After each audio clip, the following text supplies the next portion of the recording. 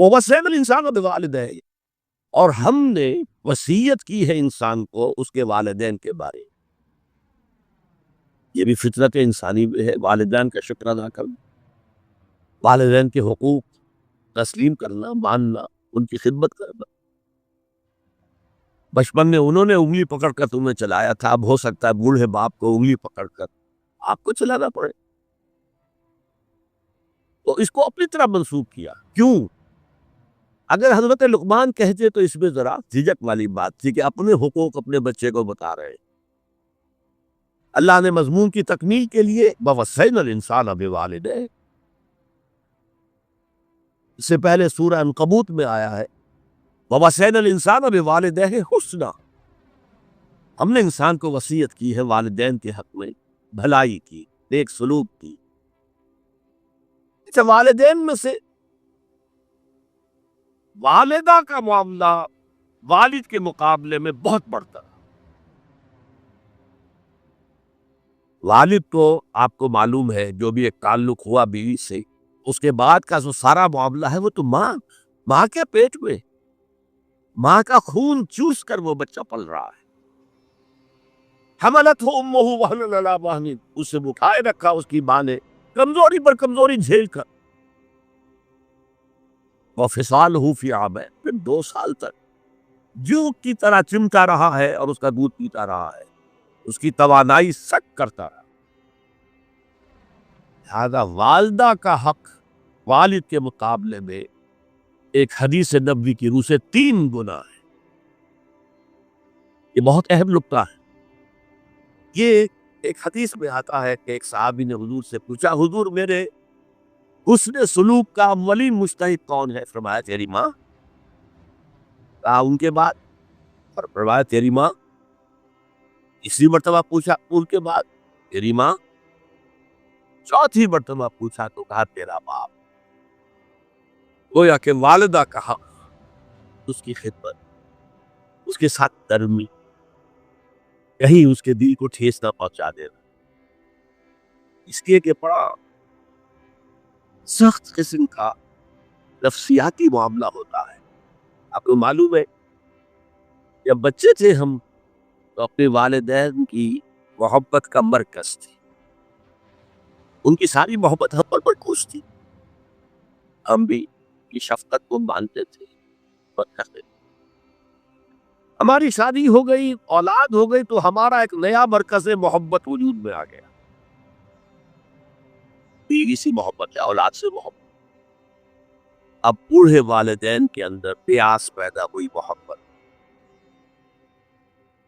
یہی ہمارے ہاں ساس بہو کا جھگڑا جو ہے اس کی اصل بنیاد نفسیاتی ہے کہ ان کے دلوں میں پیاس۔ اب اگر ان کی دل جوئی کی جائے، ان کو وقت دیا جائے، ان کے پاس بیٹھا جائے، ان کی باتیں سنی جائے، تب تو ان کو کچھ نہ کچھ جو ہے تسکین ہوتی ہے، ورنہ ایک بڑا احساس محرومی شدید پیدا ہو جاتا ہے۔ یہی وجہ ہے یہ صرف 2 چیزیں ہیں جن کا محض دیکھنا تعظیم اور محبت کے ساتھ موجب ثواب ہے، عبادت۔ خانہ کعبہ کو محض دیکھنا عبادت ہے، بیٹھ کر تعظیماً دیکھتے رہو، طواف بھی نہیں کر رہے، دیکھنا عبادت۔ اور بوڑھے والدین کو محبت بھری نگاہ سے دیکھنا عبادت۔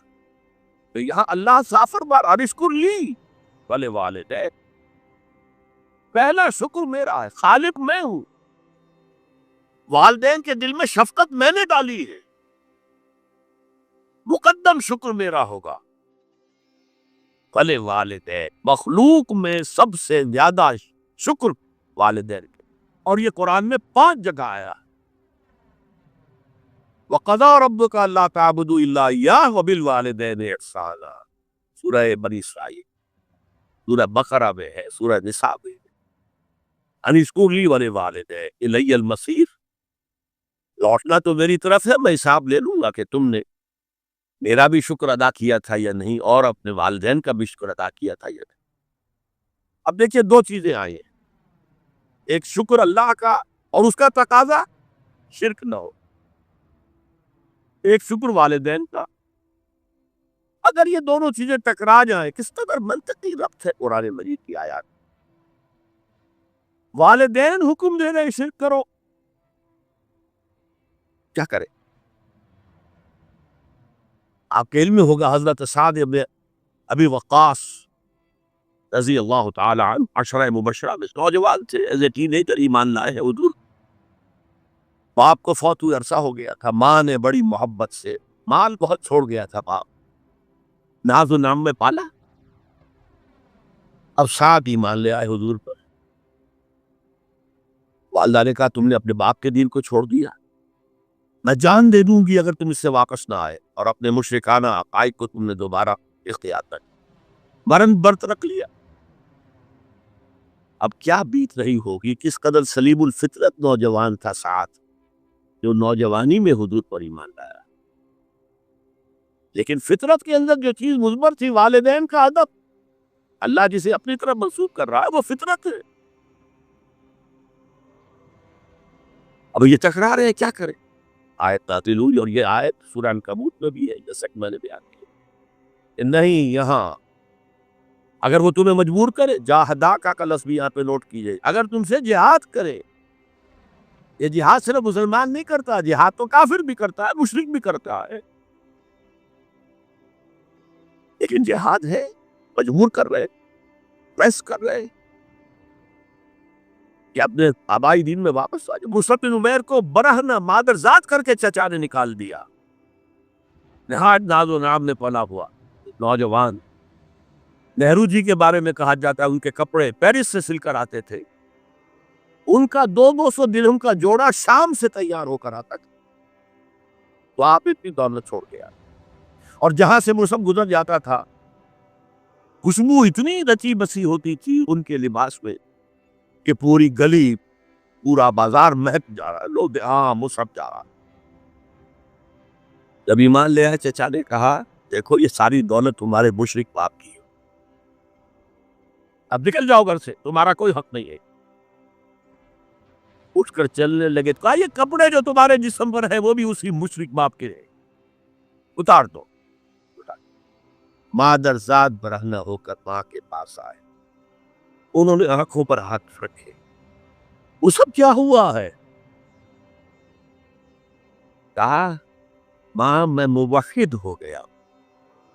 یہ ہے توحید. موحد اپنے آپ کو سمجھنا کچھ اور ہے. زندہ قوت سی زمانے میں یہ توحید کبھی، اور اب کیا ہے، فقط ایک مسئلہ علم کلام. وَإِن جَاهَدَاكَ عَلَىٰ أَن تُشْرِكَ بِي مَا لَيْسَ لَكَ بِهِ عِلْمٌ فَلَا تُطِعْهُمَا. اچھا یہ دو الفاظ آتے ہیں شرک کے بارے میں، مَا لَيْسَ لَكَ بِهِ علم، تمہارے پاس کوئی علم نہیں ہے ان ہستیوں کے بارے میں جن کے بارے میں کہا جاتا ہے کہ وہ خدا کے شریک ہے. عقلاً جو ہے یہ عقل انسانی تسلیم نہیں کرتی. ایک ہی ارادہ ہے، ایک ہی اسکیم ہے، ایک ہی حکمت ہے، ایک ہی پلان ہے جو پوری کائنات کو اپنے احاطے میں لیے ہوئے. یا کہا جاتا ہے ما لم ينزل به سلطانا، کسی ایسی ہستی کو شریک نہ کرو جس کے لیے اللہ نے کوئی سند نہیں اتاری. اللہ اگر کہتا میرے ساتھ یہ بھی شریک ہے تو ٹھیک ہے، ہم اللہ کو سجدہ کرتے ہیں، اس کو بھی کرتے ہیں. جیسے کہ حضور سے کہلوایا گیا ان کان للرحمن ولد فانا اول العابدین، اگر رحمان کا کوئی بیٹا ہوتا سب سے پہلے میں عبادت کرتا ہوں. کوئی نہیں ہے، نہ بیٹا ہے نہ بیٹی ہے. قل هو اللہ احد اللہ الصمد لم یلد ولم یولد ولم یکن له کفوا احد. تو فرمایا وَإِن جَاهَدَاكَ عَلَىٰ أَن تُشْرِكَ بِي مَا لَيْسَ لَكَ بِهِ عِلْمٌ فَلَا تُطِعْهُمَا. لیکن یہی توازن دیکھیے، یہ صرف اللہ کے کلام میں ہو سکتا ہے، یہ نہیں کہ پھر ان کو دفع کرو، ان سے کوئی تعلق نہ رکھو، نہیں. صاحبهما فی الدنیا معروفا، ان کا کہنا تو مت مانو اس معاملے میں. اللہ کا حق احق ہے، بالا تر ہے، لیکن ان کے ساتھ دنیا میں رہو معروف طریقے سے، ان کے حقوق ادا کرو، چاہے مشرک ہے والدین، چاہے کافر ہے والدین، ان کی خدمت تمہارے ذمے ہے، ان کی ضروریات پورا کرنا تمہارے ذمے ہے اپنے مقدرت کے مطابق. صاحب ما فی الدنیا معروفا اور وَاتَّبِعْ سَبِیلَ مَنْ أَنَابَ إِلَيَّ، پیروی والدین کی ضروری نہیں ہے، اطاعت والدین کی لازمی نہیں ہے۔ لا طاعت لمخلوق فی معصیت الخالق، کسی مخلوق کی اطاعت نہیں کی جا سکتی اگر اس سے خالق کی معصیت لازم آ رہی، تو والدین کے لیے بھی ہے، اطاعت مطلق نہیں ہے، پیروی ان کی ضروری نہیں ہے، پیروی اس کی کرو جس نے اپنا رخ میری طرف کر دیا۔ ابھی اللہ کا کلام چل رہا ہے، درمیان میں جو آیا، اتباع اس کی دیکھو کون ہے جس نے اپنا رخ میری طرف کر لیا ہے، پیروی اس کی کرو، والدین کی نہیں۔ معاویہ کون ہے؟ وہ خود ایک صحابی رسول ہے، جلیل القدر صحابی رسول ہے، اور آپ کو میں نے کل بھی بتایا تھا کہ حضرت معاویہ رضی اللہ تعالیٰ عنہ کی ایک ہمشیرہ ام حبیبہ رضی اللہ تعالیٰ عنہ حضور کے ازواج مطہرات میں سے ہے، تو حضور کے گویا کے برادر نسبتی ہوئے۔ جو چند لوگ جو وحی کے لکھنے پر جو جو کاتبین وحی جو حضور نے مقرر کیے تھے، ان میں سے ایک حضرت معاویہ بھی ہے۔ پھر حضرت معاویہ کے لیے حضور کی دعا ہمیں ملتی ہے، اللہم اجعلہ ہادیا مہدیا، اے اللہ اسے ہادی ہدایت دینے والا بنا دے اور مہدی بنا دے جو ہدایت یافتہ ہو۔ تو یہ ان کی شان ہے۔ اور پھر یہ کہ ان کے زمانے میں جب عالم اسلام متحد ہو گیا، داخلی خلفشار ختم ہو گیا، تو فتوحات کا سلسلہ بھی دوبارہ جاری ہو گیا۔ حضرت علی رضی اللہ تعالیٰ عنہ کے 5 سالہ دور خلافت میں کوئی توسیع نہیں ہو سکی تھی دارالاسلام کی، کوئی مزید علاقے جو ہیں سلطنت اسلامی میں شامل نہیں کیے جا سکے تھے، اس لیے کہ سارا معاملہ تو داخلی خلفشار کا تھا۔ وہ جو خانہ جنگی ہو رہی تھی، ایک دوسرے کی تیروں اور تلواروں اور نیزوں سے 1 لاکھ کے قریب مسلمان ختم ہو گئے تھے، تو اندر سے گویا کہ موشن ٹوٹ گیا اس سیلاب کا۔ تو سیلاب پھر دوبارہ جب امت جمع ہو گئی عام الجماع کے بعد، تو حضرت معاویہ رضی اللہ تعالیٰ عنہ ان کا دور خلافت اب 20 برس ہے، اندازہ کیجیے، یہ پورے 20 برس کوئی اندرونی خلفشار نہیں ہوا، کوئی جھگڑا نہیں ہوا، کوئی فساد نہیں ہوا، بلکہ جو فتوحات کا دائرہ تھا شروع ہو گیا۔ بکرار اور سندھ کے علاقے فتح ہوئے، کابل اور یہ افغانستان کا علاقہ فتح ہوا، ترکستان کے علاقوں کے اندر پیش قدمی ہوئی، ادھر یہ قیصر سلطنت روما کا اس کے مرکزی شہر قسطنطنیہ پر حملہ کیا گیا، جس کے لیے کہ حضور کی حدیث موجود تھی پیشن گوئی کے طور پر، اول جیش یغزو مدینۃ القیصر مغفورون لہم، حضور نے فرمایا تھا کہ جو پہلا لشکر قیصر کے شہر پر حملہ کرے گا تو وہ سب کے سب وہ مغفرت پا جائیں گے، اللہ تعالیٰ ان کی مغفرت فرما دے گا۔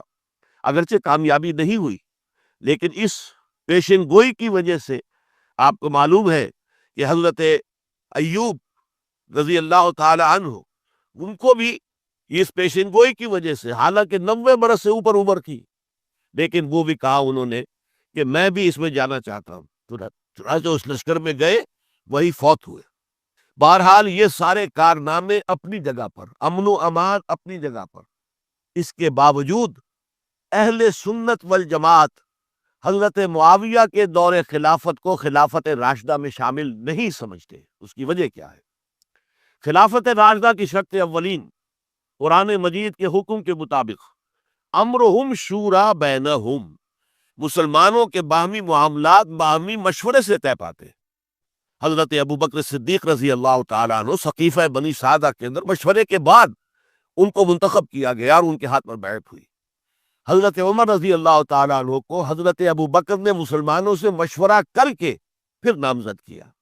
حضرت عثمان کے لیے حضرت عمر رضی اللہ تعالیٰ عنہ نے اپنے جانشین کے لیے 6 افراد پر مشتمل کمیٹی بنا دی، جو بڑے سے بڑے جو اصحاب جو جن کے بارے میں کہا گیا ہے کہ جن کو دنیا ہی میں بشارت دے دی گئی تھی، جو عشرہ مبشرہ میں سے جو باقی تھے، ان کے اوپر مشتمل کمیٹی بنا دی کہ آپ لوگ طے کر لیں اور اپنے سے کسی ایک پر جمع ہو جائیں۔